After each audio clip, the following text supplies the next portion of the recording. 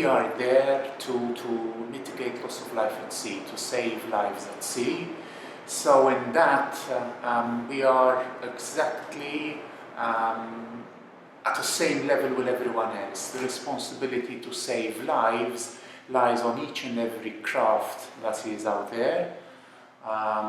Whether you're a state vessel or a tanker or a fishing vessel, you have a legal and obviously a moral obligation to save lives, to assist people in distress.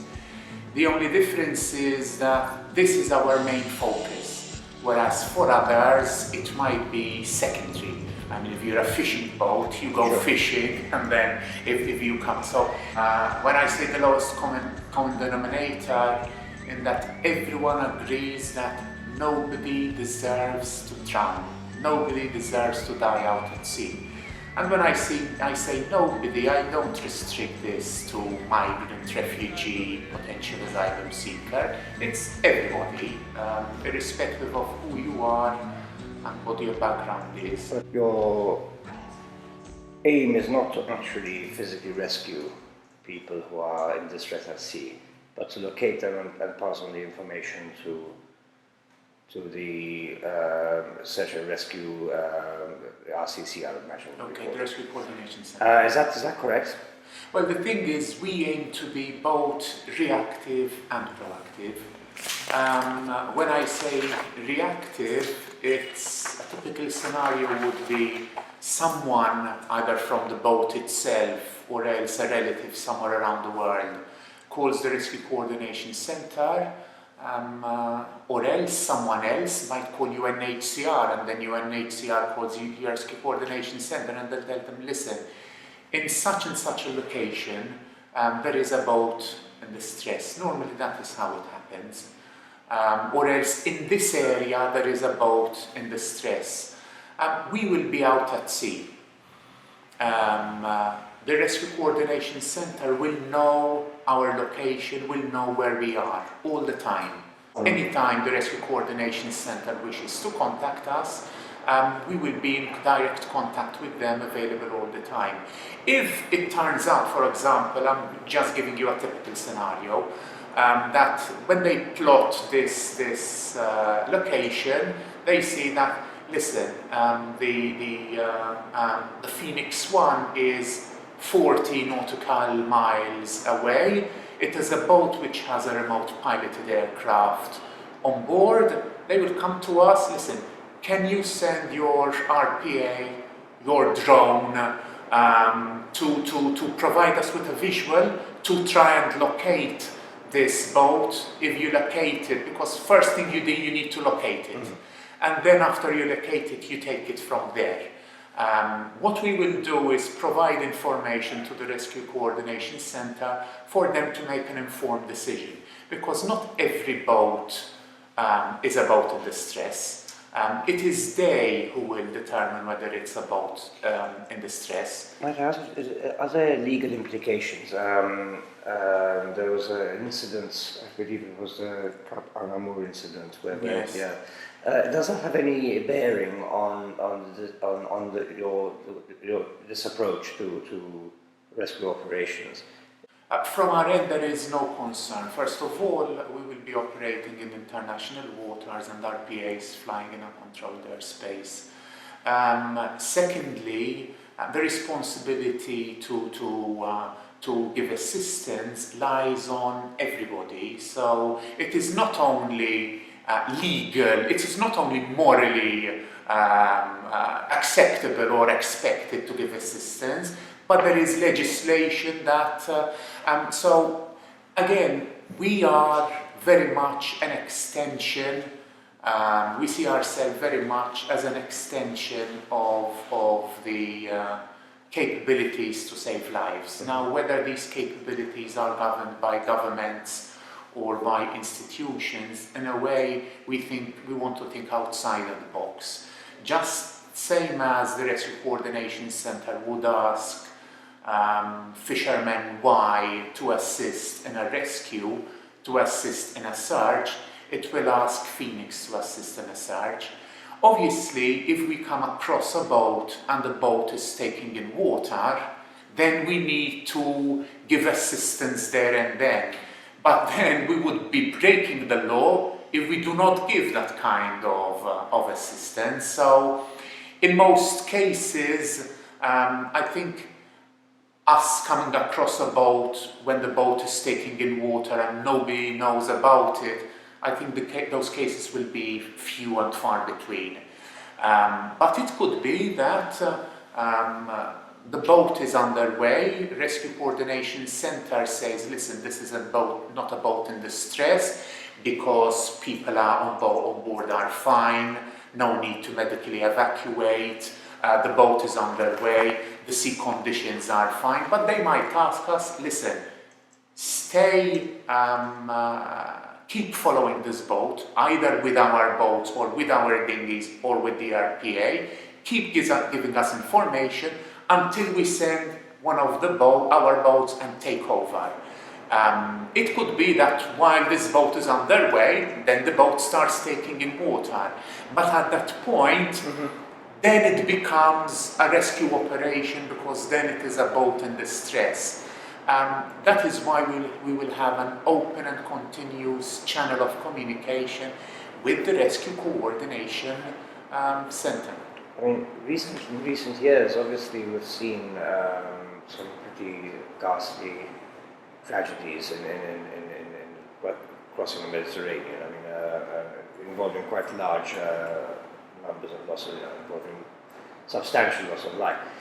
What's your view on the situation whereby it would appear that one country has unilaterally taken upon itself the burden of rescuing as many of these people as possible, when there seems to be a lack of interest on the part of the international community to intervene? Our foundation, our thought also stem from the fact, from a direct request by Ban Ki-moon himself to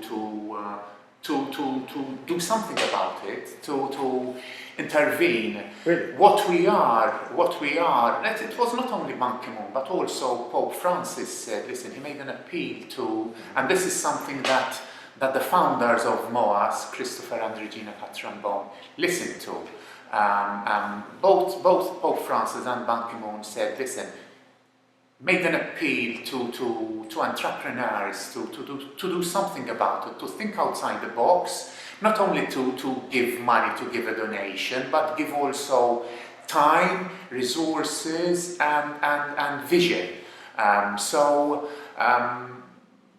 Again, we're trying to think outside the box here, to see in shades of grey, not only in black and white, and to challenge boundaries. We think that, the founders think that entrepreneurs and civil society should not be a bystander. We do not feel it is solely the responsibility of either government or the EU or the international organization. Obviously their role is primary, I'm not doubting that, but society should not be a bystander in all of this. Might I ask, doesn't this also mean that the political entities which are ultimately responsible have actually abdicated their responsibility, therefore civil society has to step in? I don't think so. I'm not saying that. What I'm saying, and this is what guides us. What guides us is people are drowning. What guides us is the individual who needs our assistance out at sea. We're not trying to either provide solutions or else tell governments what to do, tell the EU what to do. This is a very complex and multi-layered problem, and we are not, and that is why we are very focused in what we do. We do not talk about integration, we do not talk about migration, we do not talk about solving the problem looking into the root causes of the problem, not because these are not important, for the simple reason that first there are others looking at this, and what we do is save lives at sea. This issue is huge, it's wide. Ours is a pilot project. We want to crawl, walk and run. And in our crawling stage, we do not want to bite more than we can chew. And we have gone at the core of the issue. The core of the issue is, if someone dies, then it's over. Then he's not going to apply for asylum, then he's not going to do this, then he's not going to be repatriated, then he's not going to be that. If this person dies out at sea, it's done. Finished. We are homing on one simple basic thing, which is nobody deserves to die out at sea. There is a logistical problem that is not often talked about when we talk about the issue of migration. We talk about migration with regard to migrants who are already here, but with the actual logistical operation of rescuing at sea is actually, when you look at the amount of lives that have been lost, and the amount of lives that have been saved and taken into Italy this year alone, for example, there is a point at which one does eventually find oneself sympathizing with the view that it's an unsustainable situation. What is your view on the sustainability of the situation in the long term? I mean, are we talking about something that is going to stretch logistical capabilities beyond their means? Well, the issue is, first and foremost, I think UNHCR recently said that there are around about 50 million displaced people worldwide. I mean, think about Syria.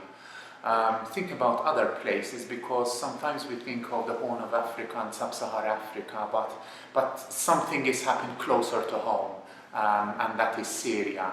And I think, I'm not too sure, but I'm pretty sure I read a statistic somewhere that these 50 million, this is the highest number of displaced people after World War II.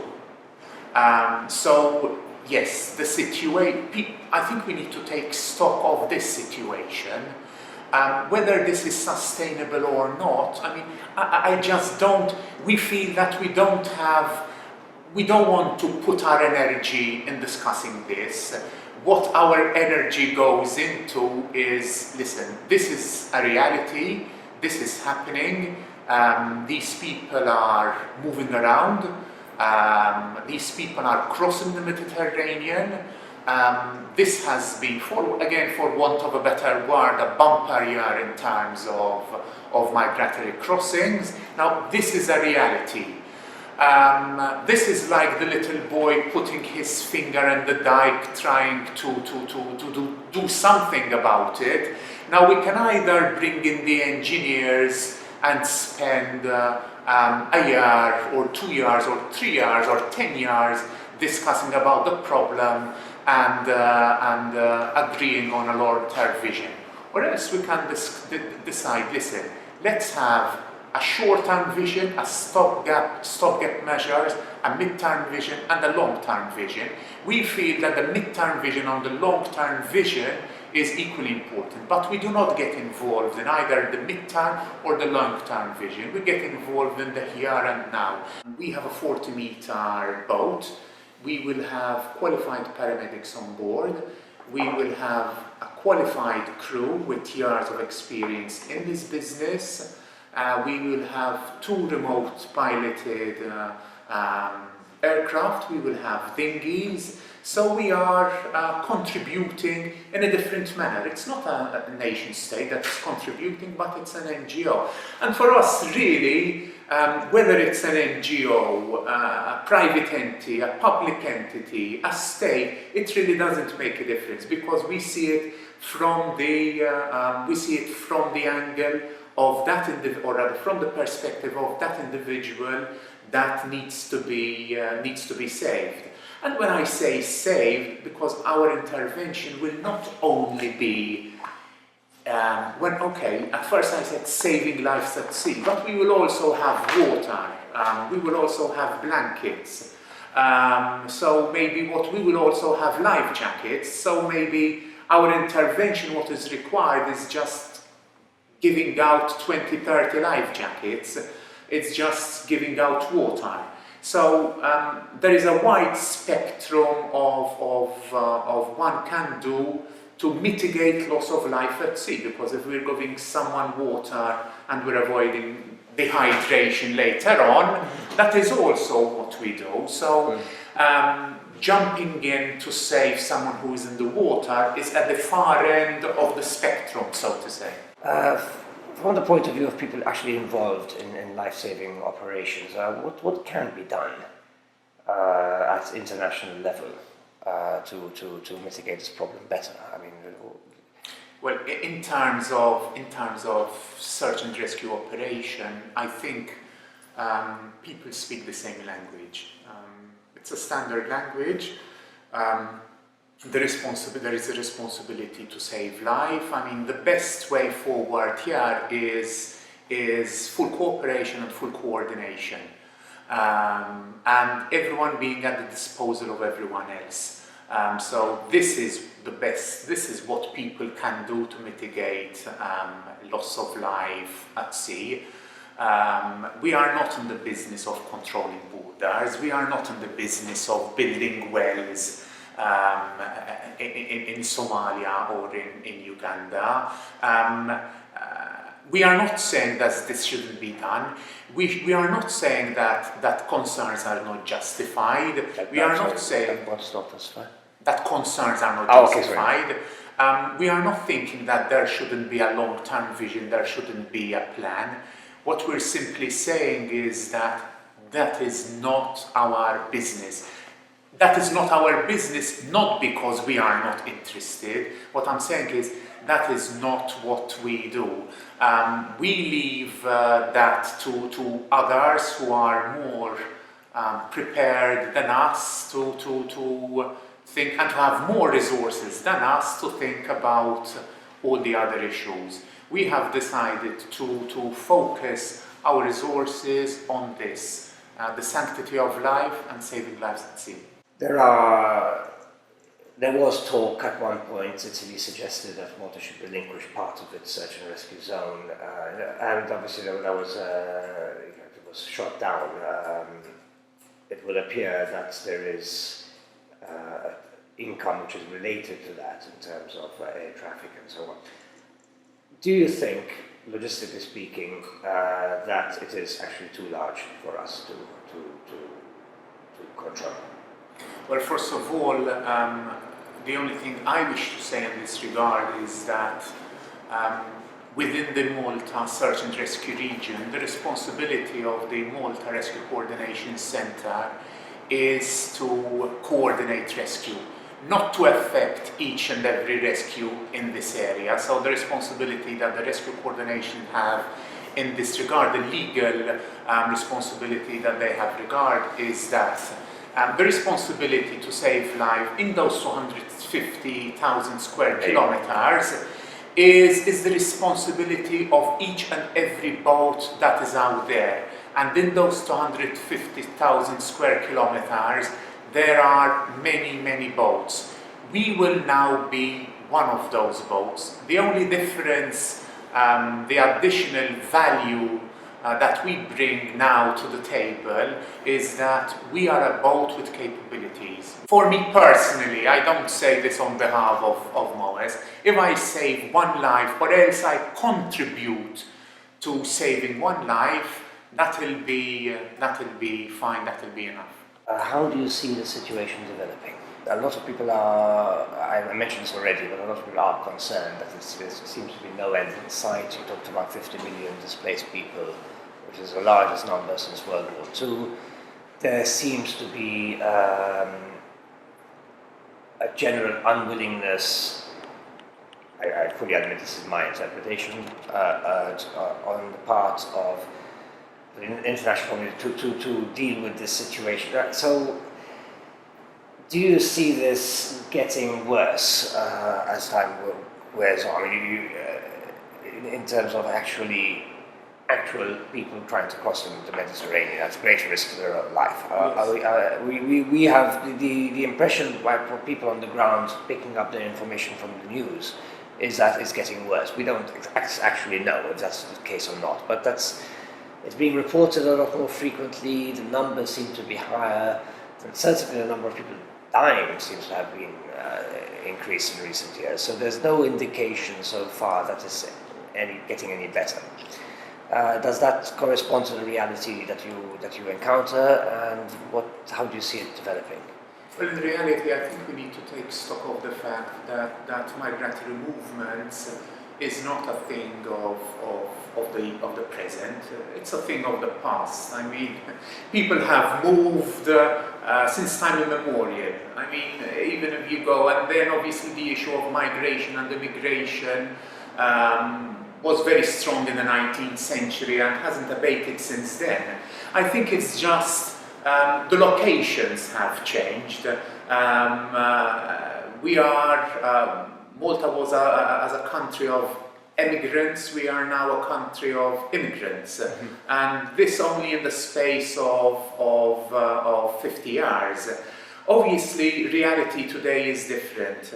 I think this is, in a way, it's almost the underbelly of globalization. The world is now much smaller. There are no boundaries. The communications revolution has, I mean, when you go back in the 1850s and the 60s, the telegraph revolutionized the world. All of a sudden, first, when the line was set between, I think it was London and the US the first time, before it used to take a month and I don't know, to send a missive, to send a letter, then all of a sudden it took moments. And that happened just like that. With the advent of the internet, that is the same thing. I personally feel that this is the second communications revolution.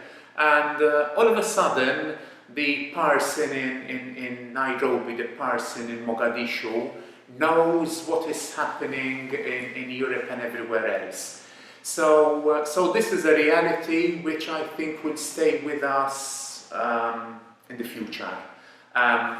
It all depends. I'm not saying that we should, bury our head in the sand and not deal with it. We need to obviously deal with it. But what MOAS does is deal with only the outcome of this situation. And we deal with the outcome of this situation for the simple reason that we feel that nobody deserves to die out at sea. Our budget has we have gone well beyond our budget. The reason we are doing this is also we chose to, or rather the founders chose, because they are paying for MOAS for now. I was about to ask, in fact. Rather than purely privately funded, is up till now, yes. But we hope that this will change because the founders have sown the seed. If this is going to continue and be exported elsewhere, because this kind of problem is not only at sea, it's not only in the Mediterranean, it's happening in the Caribbean, it's happening in Australia. So we want to sow the seed and we want others to take it up. We want others to support, our initiative. There needs to be support. We hope that in the future there is not MOAS 2, but MOAS 50. The founders have acquired the boat, have refitted the boat. So we hope that the boat next year, it's provided by Tangiers to MOAS again. And the boat MOAS will have Phoenix 1 again next year if there are funds to run this operation. We hope to have Mars 2, Phoenix 2, 3, 50. We hope instead of migrant offshore aid station, we hope it to be migrant on-land aid station. We want to, it's a pilot project, Rachel, so we have a lot of plans, but we're also realistic.